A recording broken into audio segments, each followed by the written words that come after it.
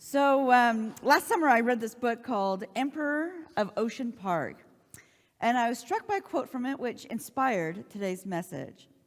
Now, this book is about the life of a judge and his children's struggle to reconcile the man they knew versus the man in reality. Don't we all, as children, do that with our parents? This mystery starts when the children of a judge go through his things after he passes, but they find some correspondence that doesn't match with the man who raised them. And you know what? I'm getting this is distracting me, I apologize. That doesn't match the man who raised them. Early in the book, there's this quote that does a great job that summarizes how their father defined himself and the man he projected to his children. And this is his quote. He's trying to defend himself. He's a judge in front of a Senate hearing. Honor, duty, justice. If you look behind me, you'll probably see my kids roll their eyes at the mention of those 3 words. That's because in my household, they usually heard those words when they were in a bit of trouble. Those principles, that's how we decided what they did wrong and how they should be punished. Honor. Did they behave in a way that reflects positively on their family, their God, their country, and themselves? Honor. Did they behave in a way that reflects positively? Duty. Did they try their hardest to do what was required of them? Justice. Did they strive for fairness, especially when holding themselves and others accountable? These are, Senator, surprisingly, the same standards I hold myself as a jurist and as a man. Honor, duty, justice. Now, these words, honor, duty, justice, are strong words, and by themselves are great characteristics to have in one's Christian life. The deeper I explored these traits, the more I recognized them as 3 intertwined strands in the thread of a Christian life. With even more study, God spoke to me about how these words are also linked to our identity, our belonging, and our purpose as Christians. First, now we need to look at these words with a spiritual perspective. And for some of you, this is a reminder of sermons past, but for others, this might be a new concept. But Bill Bright basically characterized 3 types of man. We have natural man, where we have Christ is outside the life, self is on the throne, and things in the life lead to discard and frustration. And then we have carnal man. Christ may be in the life, but man is still on the throne. Life is filled with discord and frustration. Then we have spiritual man. Christ is in the life and on the throne being the decision maker. Life is filled with harmony and contentment. Now, I think the author does a great job of defining these 3 things. Maybe probably not as well as maybe what God would. So honor. Behavior that reflects positively on their family, their God, their country, and themselves. Pretty good definition, huh? Sounds very grounded. It's much better than the world's view of honor, right? How many likes do I get on my post? What titles has society bestowed on me? What buildings is my name on? How many patted me on my back due to my actions? But if we take a spiritual perspective, we'll find a way to share our identities as Christians in a way that will get us seekers closer to God. We are a people that God loves. All of us, inside this room and outside this room. He loves all of us. In fact, there is not a single bad thing we could do that is bigger than his love. There is not a single bad thing somebody outside these walls could do that is bigger than his love. Because this love, we are honored to be his children. Honor is recognizing the value of someone. Our value comes from our identity of being loved by God. Because of that value, God asks us in Romans 12:10, be devoted to one another in love. Honor one another above yourselves. Now, who is one another? Our church family? Of course. Fellow Christians? Of course. But what about our enemies? Now, I'm sure nobody in this room has enemies. Gosh, if somebody has a nemesis, I would really like to find that out. No, I'm kidding. We don't really have enemies. But yes, there are those people that we're uncomfortable around. Those people that try our patience. Those people that we might duck and hide if we see them coming our way. You know it's true. Enemy is such a strong word, huh? They try our patience. If we're fully living into our identity of being honored by God, we made to make a choice to honor others. Now, I tried to do this in my life in just a very simple way many years ago. Before I tried to change it, I always struggled with "you're welcome" after somebody thanks you, because it just didn't make sense to me. In fact, in Spanish, it's much better. It's de nada, means which is of nothing, which is kind of like what the world, what kids say today. They say, no problem, of course, no worries. But I kind of had a struggle with that because when I thanked somebody, I wanted to recognize the blessing that they had in my life. And it wasn't no problem. It wasn't no worries. What they did impacted my life. It was bigger than that. So I was going through this, and I go, well, let's see how did we come up with "you're welcome"? And I went into the Wayback Machine, did some research, and actually "you're welcome" was derived when hosts thanked their guests for coming. And the guests would thank the host for inviting them, and the hosts would say, "You're welcome. You're always welcome to my house," which doesn't help me in my struggle whatsoever. It tells me, yes, something different needs to happen. So I kind of played with a few words, like "my pleasure." Well, that was kind of awkward. "Glad to do it." That was closer. But finally, I got down to settling on, it was my honor. Because I wanted them to know God's love. I wanted to develop a servant heart in myself and hopefully initiate a conversation where I would say such a thing, giving me an opportunity to share about my identity, being loved by God. So I came up with a better definition of honor, and that's reflecting God's love for us to others.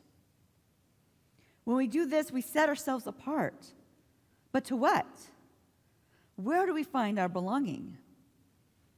Our belonging is found in God's family.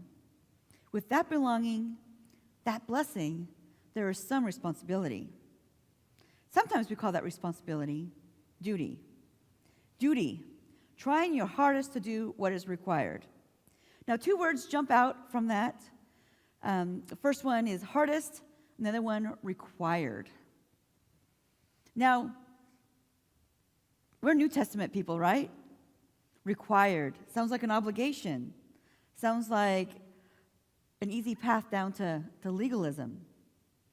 Because we are saved by grace, required, doesn't really sit right.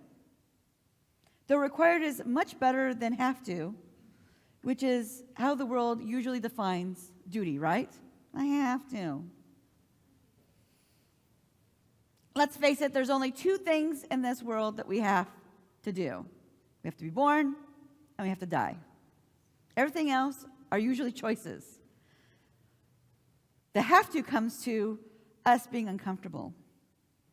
In fact, many times that have to is a consequence that will inconvenience us the least. Most of the time, have tos, if we're being completely honest, is we're finding a shortfall in our own character. I have to print the sermon out for the sound booth, even though the printer keeps jamming up.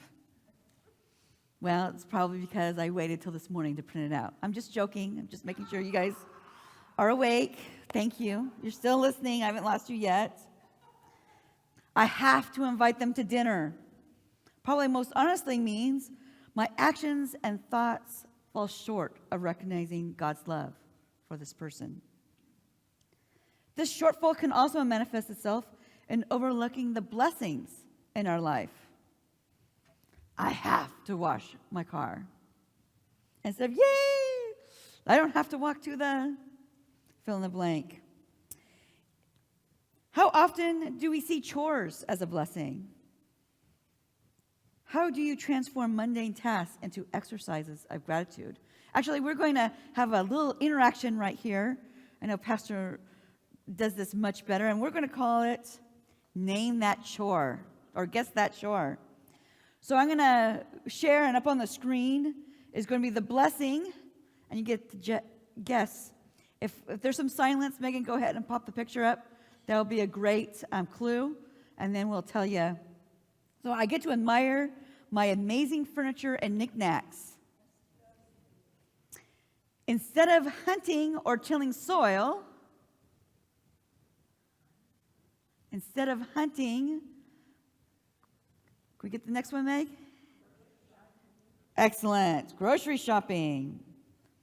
Look at all the fun they had.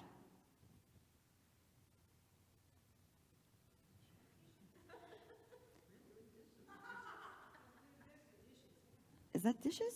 Oh, I apologize. You know what? That one is, while other folks go hungry, we are eating well. Every plate has a story to tell, right? Dishes, okay. Now this is, look at how much fun they had. Vacuuming. Let me tell you, after the egg venture, Pastor Peter can work that vacuum like nobody's business. There's popcorn everywhere. In fact, when we had the youth trailer and we had lock-ins, the next morning, well, at first if it's morning and I've had 2 hours of sleep, if that, and I'm looking at the destruction, and I'm like, guys, we have to clean this up. You got to wake up, and because we have Sunday school in a couple of hours. And there was this one youth, and he was from South Africa, so he had a very proper way of saying things. And he's like, but Mindy, this is evidence of fun had by all. Total destruction. I don't have to grab a shovel on the way outside. Be thankful. My husband and I are active and physically able, or my family is. Laundry. The more active you are, the more dirty clothes you have, right? I am a big fan of get to rather than have to, and thank you very much for getting to play along there. In the youth trailer, when somebody said have to, there was always an echo of me saying, I'm sure you meant get to.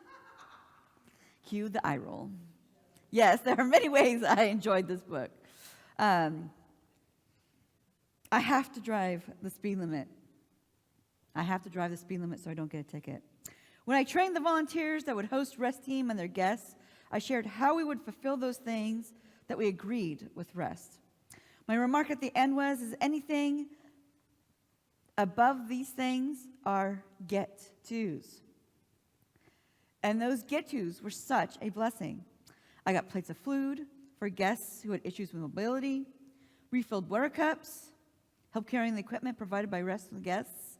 And I'm sure if you talk to anybody who helped with that, they would be more than happy to share the blessings of those get-tos that they had.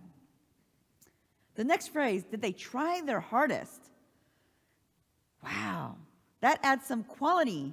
It qualifies on what we do, right? It jumps out because that's difficult to fulfill. And in our society, it's looked down upon. And I blame capitalism. right? We have a culture of buy low, sell high, minimize input, maximize output, work smarter, not harder. Now, these things are great for our civilization, but not for our spiritualism. Greater the sacrifice, greater the blessing, right? In Colossians 3:23, it says, "Whatever you do, work at it with all your heart, as working for the Lord, not for human masters." Jesus is our example of duty through his unwavering commitment of God's will. We are called to serve others, not just how often, but with honor, serving with integrity, with love, joy, kindness. Now, we have an example in a guidebook of what this looks like, right? The scriptures, the Bible. Pastor Peter does a great job of sharing the life of Christ with us every Sunday. Now, way back when, we used to say, what would Jesus do, right? And remember, I don't really like that phrase. I like, do you know Jesus well enough to know what he would do? Scriptures, that's our guidebook. You and God are the only ones who know your heart.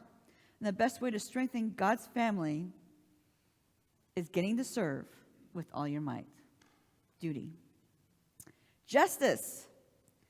Striving for fairness, especially when holding themselves and others accountable. Our God is just, but is he fair? Do we recognize his fairness? You know what? In the youth trailer, fair was not allowed to use. It was a dirty, 4-letter F word. I did not like it at all because I knew I could never be fair with those kids. And what do we all like to say? It's not fair. It's not fair. It wasn't allowed to be used. If a youth chose to use that word, often I would say, you know what, let's rephrase that, or let's choose another word, please. It's not fair. God absolutely loves us the same amount. That is how he's fair. But he demonstrates his love towards me differently than he will with Margaret, or with Twyla, or with Florence. He knows us so well. He knows the number of strands of hair that we have on our head. That's why he can uniquely love us the way how he does. We are different people. And as our Creator, as someone who knows us, he shows this love differently. Back when I was on a ministry trip, I was with some other teenagers, and basically we had this culture, because we were on a missions trip, we always strive to show others, Jesus' love and the characteristics of Jesus. And one of the things we would do is when we camped everywhere we went, and the last thing we did is we would throw our bags into the undercarriage of the bus, and then we'd line up and we'd sweep the campground and pick up any litter. And the goal is to leave the campground better than how we found it. Well, this one time we were told, girls, instead of throwing your bags into the undercarriage, set your bags next to the bus, line up to pick up the litter. Now, us being girls, what were we thinking? It's not fair. Why do the guys not have to pick up trash? Are the guys that much better that they can? Haven't we shown them all summer that we can throw our bags, underneath the undercarriage? So we're muttering this as we are. And you're thinking, Mindy, you're on a missions trip. You should have much better thoughts than this. You should have much, you know what? You're human, even on a missions trip. So we're going along, picking up this trash, muttering to ourselves, and when we get to the other end of the campground, we notice, now this is Italy, we're in Europe. We notice a pair of ladies that are sunbathing topless. Thank you, leaders, right? They were protecting our brothers in Christ from temptation. They were protecting us girls from this, and all of us from this awkward silence, of a bus ride for 5 hours. Because if we would have known what was happening, and if we knew that they knew, we were teenagers. It would have been so awkward. Oh, I'm so glad that they loved us enough to keep us from that. As adults, my sister and I will compare notes about how our parents would do things, and often it would end up with, "Who is the woman who raised you?" That's not the mom that I remember, right? And one of those cases was my sister would talk about how my mom would write her notes for being tardy to school. And I'm thinking, who is this person? Because when I was a junior, at the beginning of school, I got this lecture from my mom about how I had probably just ruined my academic future because I was tardy to PE my sophomore year. I couldn't take my pre-period class. I had to take I had to remediate PE my junior year for a month. It wasn't until many years after we had this discussion that I realized, my mom might not have been a fair mom, but she was being the mom that I needed to have. I have issues with clocks and time, so definitely was something that I needed. Holding myself accountable. Wow. How often do we do that? And it's not often that we correlate that with describing justice.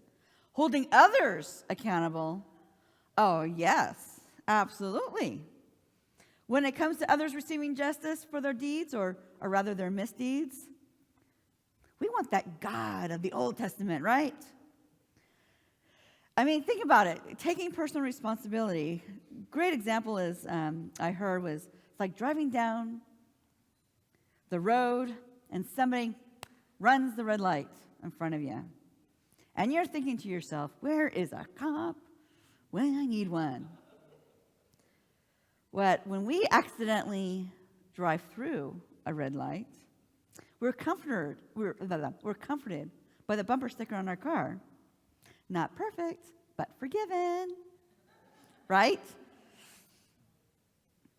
I went to this production of Thorn. It's a Christian production, and it basically talks about the story of the Bibles. First half is creation till the Last Supper. Last act is Last Supper to the resurrection of Christ, and the reappearance of Christ. And it was a Christian production, choreographed with fight scenes and people on silks and these incredibly realistic scenes in the background. But what touched me the most was the announcement made by one of the creators right before the show started. She said something to the effect of, "Now it's time to start, and I'm noticing a lot of empty seats. Just a reminder, when that person walks in front of you and sits down, don't lose your Christianity." You are absolutely right. They could have left 5 minutes early. Don't lose your faith. Holding myself accountable means I'm serving my family to the best of my ability, and I'm treating others with honor. But how does this play into our purpose? Instead of fairness, justice reminds me of advocating for the oppressed and ensuring dignity for all. Now, those sounds pretty lofty, but here's the brass tacks. Helping others with their secular needs so they can grow closer to God. In the church, we like to call that outreach. We're doing a little outreach this weekend. He has shown you, O man. In Micah 6:8, it says, He has shown you, O man, what is good and what does the Lord require of you, but to act justly and to love mercy and to walk humbly with your God. And for outreach to happen, it takes God's entire family to do so. There are gifts and joys amongst you that are have-tos for me. Sandy Ebersol, she wasn't able to be part of our egg venture, but a week before, we had this great idea of having eggs, as path, egg shapes, paper as paths. And she's like, I can do that. I'm not going to be here for the event, but I can do that before I leave. Now, for me, cutting shapes, it was frustration. In fact, I remember bringing this up as an adult. My mom did not give me the typical mom answer. She's like, oh, yeah, you had a hard time with that in preschool. We would practice after preschool, and you'd get so frustrated. I'd much rather clean every toilet in this building than having to, cut shapes out. But she did it joyfully and spectacularly. And you know what? It brought such joy to the kids. Some kids would only walk on a certain color. Other kids would jump to each egg. It was amazing to see the joy that these pieces of insertion paper did. We had 200 people that were here for our egg venture, and it took every single person who was here to be able to host such a large crowd. And in fact, I don't know if you heard, but somebody donated 1,500 plastic eggs for next year's egg hunt. Wow, I'll take a lot of hands to fill those with goodies, right? Just as serving each other, we need to serve those beyond our walls with honor, and why personal accountability is necessary. A great example was shared by the speaker that we had for our first community talk, Jenna McKay. She's a survivor of human trafficking, and while visiting a shelter for those who experienced the same thing, she heard 2 volunteers complaining about one of their guests. She firmly reminded them that serving this woman was a privilege, an opportunity to honor those who have triumphed over a challenge that had kept them captive. By the way, I am so excited about our next speaker.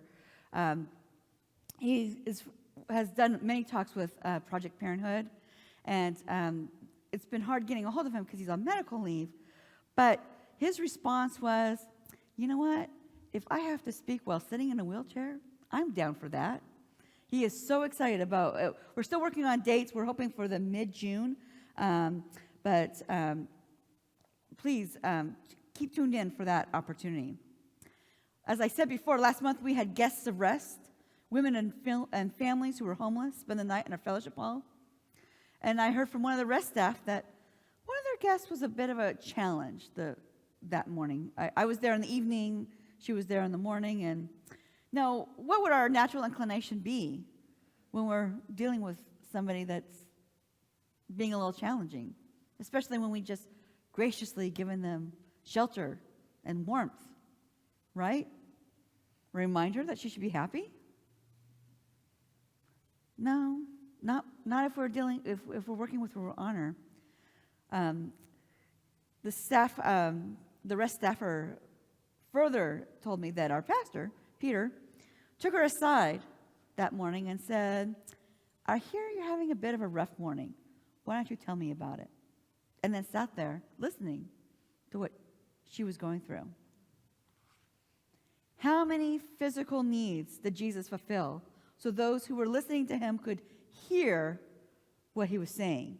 Drink, food, sight, physical ability, health, life. All of this not to be the king of the Jews, because that's what they were hoping the Messiah would be, right? And sometimes we wish he was just king of the Jews, especially when he's asking us to do something really, really hard, one of those have-tos that we haven't quite figured out as a get-to. No, he was the King of Kings, so that all could know and understand how much his Father loves them. That is our purpose. Now, I'm sure you probably guessed, how do we outlive our life? It's legacy, not the legacy world seeks. Wealth, titles on buildings, awards, achievements. Looking at our scripture reading for today, I'm going to look at 2 of the verses. If you ignore criticism, you will end in poverty and disgrace. If you accept corrections, you will be honored. Good people leave an inheritance to their grandchildren, but the sinner wealth passes to the godly. The grandchildren being referenced here are not just the biological sons and daughters of our sons and daughters. They're the future generations of God's family. What greater inheritance could one leave than a firm spiritual foundation guiding future generations in faith and wisdom? It's referring to the impact that we have on eternity, living in a way that glorifies God so that others will be influenced to walk in his ways. Future Christians are our legacy. So if future Christians are our legacy, I ask you to go forth, be for Christ and his kingdom. God bless.